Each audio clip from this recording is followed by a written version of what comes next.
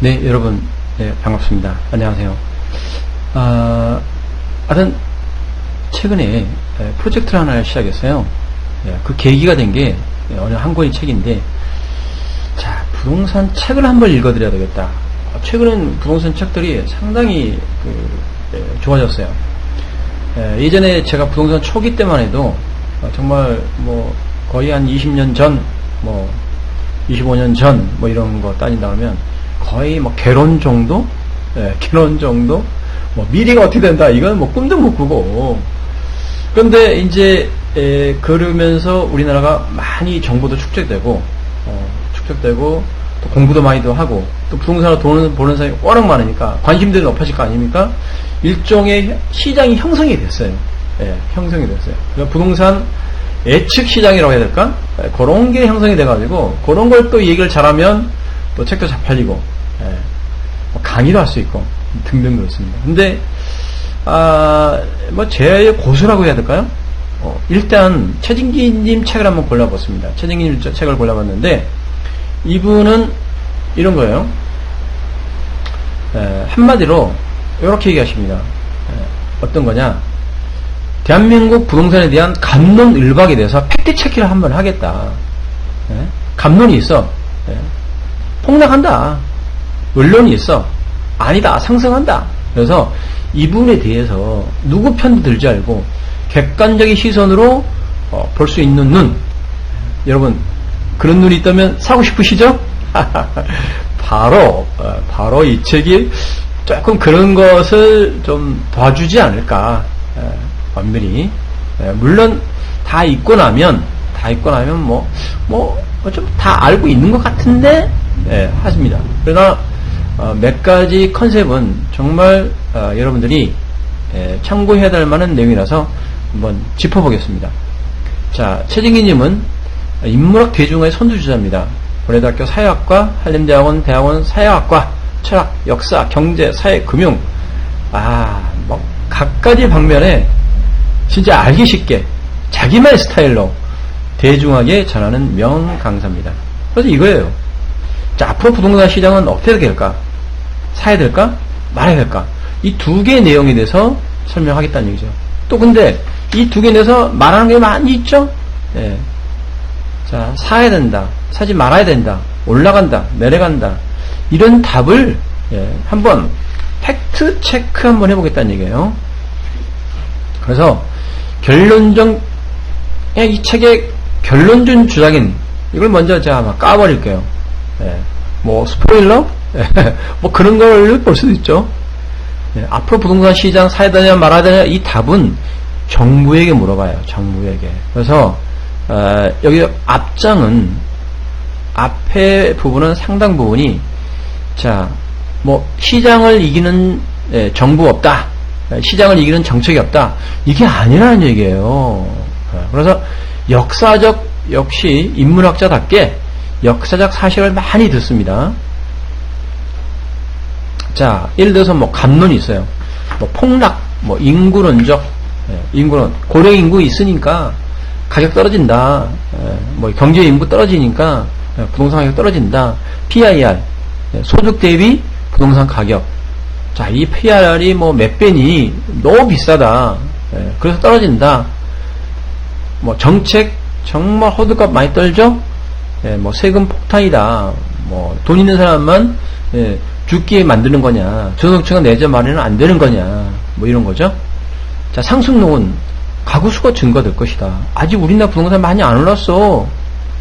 그렇다면 폭락하면 얼마나, 상승하면 얼마나.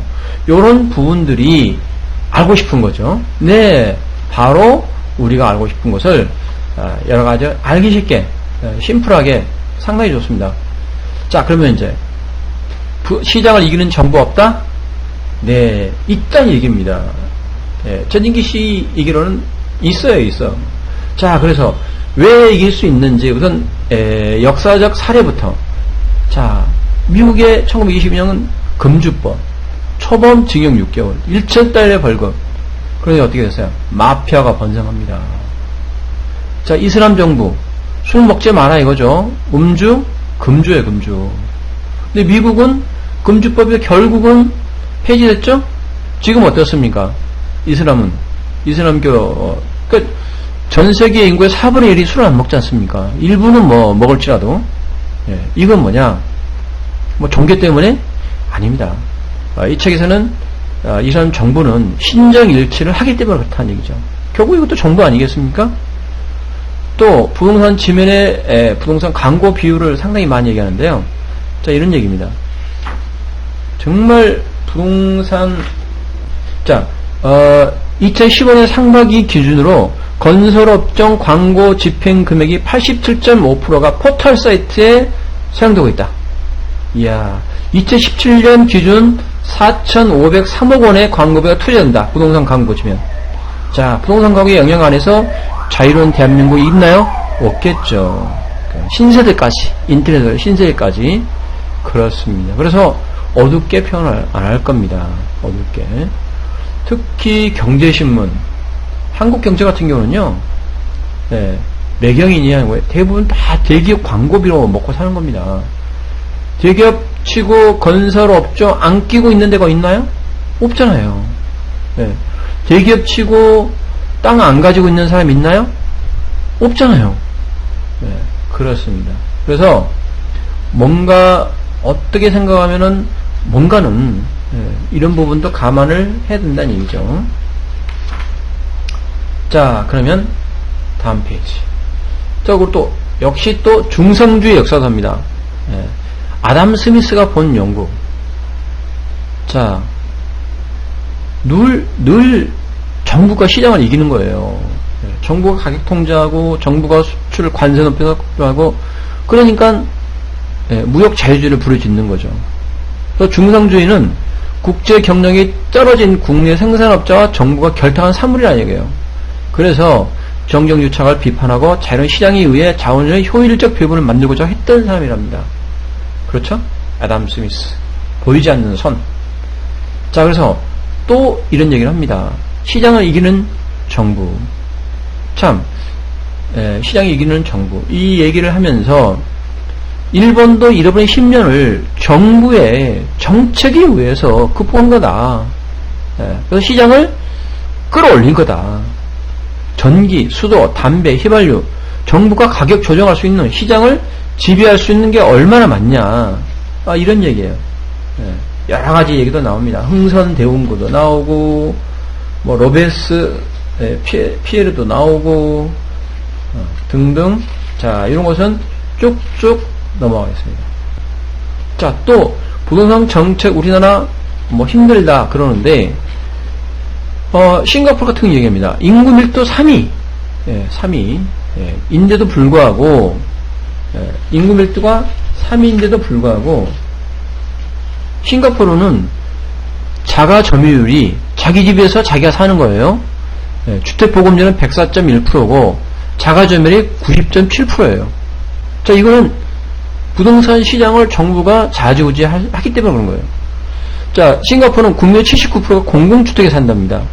시중주택의 50% 가격에 공급하고 주택 가격의 80% 수준까지 대출하고 이자는 1% 미만이에요. 자, 5년 미만 안에 팔려고 그러면 무조건 HDB, 공공주택청이죠. 이때 팔아야 되는 거예요. 그 이후에도 양도 차익이 발생하면 그 돈을 정부에서 회수한다는 얘기예요. 정부에서 회수한다는 얘기입니다. 그러니 이거는 뭐 완전히 부동산 시장을 완전히 이겨버리는 거죠.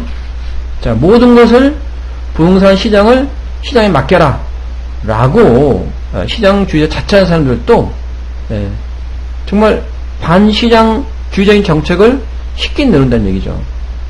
역설적이죠. 대학의 많은 경제학과 교수들이 시장주의를 외칩니다. 근데 막상 자기는 철저히 시장과 분리되어 입시제도와 교육 정책에 의해서 보호되는 상하탑안에 갇혀 있다는 얘기죠. 노동자한테는 노동 유연성을 강조하면서 교수의 임기는 연구의 안정성을 위해 65세까지 보장해야 한다고 주장한대요. 요즘 젊은이는 왜 3D 업종을 기피하냐고 하면서 자기 자식은 손에 물도 안 묻히는 일조차 하지 않기를 바라는 것과 마찬가지라는 거죠. 자, 만약 시장주를 외치는 경제학과 교수들한테 일반인을 대상으로 유료 부동산 강의를 하게 한다면 수강생이 몇 명이나 모일까요? 대학 안에서 반드시 학점을 얻어야 하는 학생들을 듣게 하는 것이 아니라면 말이죠. 진짜 시장주의자 교수님이라면 대학을 시장에 맡기자는 주장을 해야 되지 않을까요? 이분은 대학교 강의를 맡는 교수가 아니잖아요. 네, 그렇습니다. 자, 그래서 왜 우리는 그 부동산 시장이 이렇게 폭발하거나 폭락하거나 이런 거를 왜 보냐 이거죠. 그래서 자동차 운전에 비유를 하는 것도 있습니다. 요거는 넘어가겠습니다. 자, 한마디로 이렇게 얘기합니다. 정말 부동산 안정화, 대한민국 정부는 부동산 안정화에 실패한 적이 없대요. 그러면서 조곤조곤 봅니다. 자, 결국은 이걸 왜 그러냐? 전국 주택 가격 지수를 보는 거예요. 자, 물가 지수와 주택 가격을 나눈 건데요. 실질 주택 가격 지수죠. 30년 동안 2.7배 올랐지만 주택 가격 상승률이 물가 상승률을 쫓아가지 못했다는 거예요. 그런 이유에서 우리나라의 정부는 부동산 안정화를 이루었다고 얘기할 수 있다는 얘기예요. 재밌죠? 자, 그리고 지금 가장 그 노무현 대통령 부동산 안정화를 많이 껴있잖아요. 이때 LTV, DTI 종합부동산세. 그렇습니다. 그래서 DTI 소득 없어 대출 안 해주는 거예요. 자, 실고가 신고제, 수요 억제 정책, 투기 억제 정책. 그래서 정말 정부가 부동산을 잡고자 하면 잡힌다는 거예요. 근데 노무현 정부 때 부동산 안정화를 제대로 못했다 그러는데 이 시기는 너무너무 전 세계적으로 금리가 저금리에다가 부동산 거품이 정말 많이 올라갔던 때죠. 그나마 우리나라는 노무현 정부 때 부동산 안정화를 껴있기 때문에 거품을 피할 수가 있었다는 얘기입니다.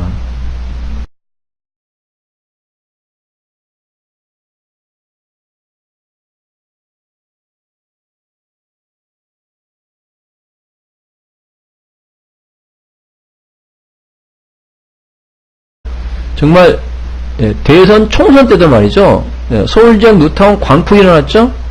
서울 48개 지역구 중에서 40곳을 여권이 싹쓸이를 했어요. 지금은 또 어떻습니까? 박근혜 때 체격원 효과가 있었죠. 부동산 시장 훈풍이 났습니다. 그래서 2018년 때 이전에 강남 3구 거래량이 전월 대비 동월 대비 2204% 2배 거래가 폭증했네요. 그래서 이명박 정권, 박근혜 정권. 자, 근데 이것들이 전부 뭐에 갈려 있느냐? 표에 관련이 있다는 얘기죠. 자, 보세요. 그러니까 정부의 정책을 잘 봐라 이거예요. 잘 봐라. 강남에 눌러앉은 다음에 투기를 했나? 가격 올렸나? 종부세는 조사는 우리나라뿐이었다. 언제? 이명박 때 강만수 장관. 지금은 부동산이 불티나게 팔리던 한여름이 아니고 한겨울이다. 여름이 다시 오면 옷을 바꿔 입으면 되는데 언제 올지 모른다고 여름 옷을 계속 입고 있어야 되느냐. 박근혜 정부 때 최경환 장관. 근데 지금 뭐예요? 부동산 정책은 투기를 조장하는 세력이 아니라 정부가 결정해야 된다. 서민들은 평생 벌어던 내 집만은커녕 전월세 가격 인상률도 따라잡지 못하는데 한편에서는 아파트 사재기, 정부는 집을 거주 공간이 아니라 투기 수단으로 전량하는 일은 용납하지 않겠다. 김현미 장관. 이게 너무 많은 영향을 미치지 않았나요? 근데 일부 사람들은 시장을 이기는 정부가 없다. 그런데 그게 아니라는 얘기죠. 시장을 이기는 정부가 있다는 얘기예요. 자, 그래서 문재인 정권은 부동산 정책이 먹힐까? 자, 문재인 정권의 소득 주도 형상, 임금 주도 성장을 해야 된다는 얘기죠. 왜 그러냐면 소비성을 높여야 될 거 아니에요. 뭔가 누군가 사야 돼요. 그래야지 경제가 돌아가니까. 고소득자보다는 저소득자 임금이 높아야 된다는 얘기죠. 왜냐면 저소득자는 소비성이 더 높거든요. 그러니까 고소득자가 소득이 올라간다고 해서 소비성이 팍 올라가나요? 아니, 부자가 밥 3끼보다 뭐 4끼, 5끼 돈 많이 번다고 먹나요? 그건 아니란 얘기죠. 자, 임금 소득자. 그래서 최저임금제. 자영업자는 지대의 안정화. 자, 이런 부동산 정책이 선거 승리의 마중물이라 이거야, 마중물. 그래서 가난한 사람의 소득을 올리기 위해서 문정권은 노력할 수밖에 없다. 왜? 뭐 그러한 정책이 뭐 확실해서? 왜? 표가 있기 때문에 그렇다는 얘기죠. 표가 있기 때문에. 그런 부분을 보라는 얘기예요. 재집권 가능성이 있다는 얘기죠. 자, 제이노믹스를 좀 더 한번 살펴보겠습니다. 왜? 지금 제이노믹스 상태하에 있지 않습니까, 여러분들은? 그래서 소득주 성장. 자, 저소득주는 소득이 오르면 소비성도 오른다고 그랬죠? 그래, 저소득주의 임금 상승에 대해 적자하고 탈피하고 지출 수입도 안정화되고. 자, 이 자영업자들은 어떻게 됐습니까? 프랜차이즈 요즘 많이 하잖아요. 상승 추구해야 된다는 얘기죠. 임대료도 낮춰야 된다는 얘기죠. 그래서 갈수록 지금 권리금도 뭐 보호하는 정책 이런 부분이 있죠. 자, 조금 더 보겠습니다. 제이노믹스 배경 2012년 대선의 소득 분위별 지지율 조사를 한번 보겠습니다. 자, 박근혜, 문재인, 기타 2012년이죠. 자, 2012년이면 박근혜 정부가 대통령이 됐대 아닙니까? 자, 200만원 이하는요 저소득층이에요. 진짜 그렇잖아요? 56.1%가 박근혜를 지지하는 거죠. 근데 여기 보세요. 자, 200만원 넘어갔어. 오히려 문재인을 지지를 많이 하잖아요. 문재인을 지지를 많이 합니다. 그러니까 이 저소득층을 위쪽으로 올리면 되지 않겠어요? 소득층을 올리면. 자, 그래서 저소득층을 줄여야지 선거도 이기고 결승을 활성화시키려면 소득주도 성장을 가자, 이런 얘기죠. 부동산은 지대 수익률을 떨어뜨려야 된다는 거죠. 그 소득주도 성장률은 이명박 박근혜 정책의 정반대라는 얘기예요. 자, 또 나이별로 한번 따져보면, 나이별로 2012년 때 60대 이상 72.3%죠. 50대 62.5%죠. 40대. 여기서부터는 문재인 정권이 많죠. 젊은 층이죠. 젊은 층. 이분들은 집을 사기가 좋게 만들어야 될 거 아닙니까? 가격 올라가면 안 되겠죠? 강건도 불경을 다시 볼 수가 없겠죠. 자, 이 60대, 50대는 집을 이미 많이 소유하고 있겠죠? 그래서 이 30, 40대 여기에 초점을 젊은 인구에 맞출 수밖에 없어요. 또 보면 아파트 가격 부분도 있어요. 자, 이 가격 부분도 재밌네요. 자, 문재인 아파트 가격이 제곱미터당 650만원을 넘는 여기서부터 그러면 요 선에서는 표가 적어지는 거죠. 표가 적어져. 그런데 서울시 비싼 아파트 동네에서 표를 많이 얻는 거예요. 재밌죠? 그러니까 딱 보면은 이제 그러면 이 정책이 나오는 거죠. 그래서 이제 정책 결과가 나오는 거죠. 자, 문정권의 결론은 비싼 아파트 가격은 내리고 값싼 아파트 가격은 더 떨어뜨리지 말아야겠구나. 부동산 가격 안정화와 부동산 가격 폭락 방지를 동시에 추구해야겠구나. 이런 내용이 나오는 거죠. 자, 그래서 그렇다면 이 문정권의 부동산 가격은 잡을 수가 있느냐? 우리 최진기님은 잡을 수가 있다. 이렇게 얘기하는 거죠. 자, 이 말이 무슨 얘기냐면 이런 얘기예요. 정말 공급이 많을 때는 가격이 안정화가 됐어요. 공급이 많을 때는 가격이 안정화됐고, 요때 가격이 많아졌죠? 예, 이때. 예, 노태우 정부 때죠? 가격이 안정화됐어요. 자, 그 다음에 이제 금융위기가 왔지 않습니까?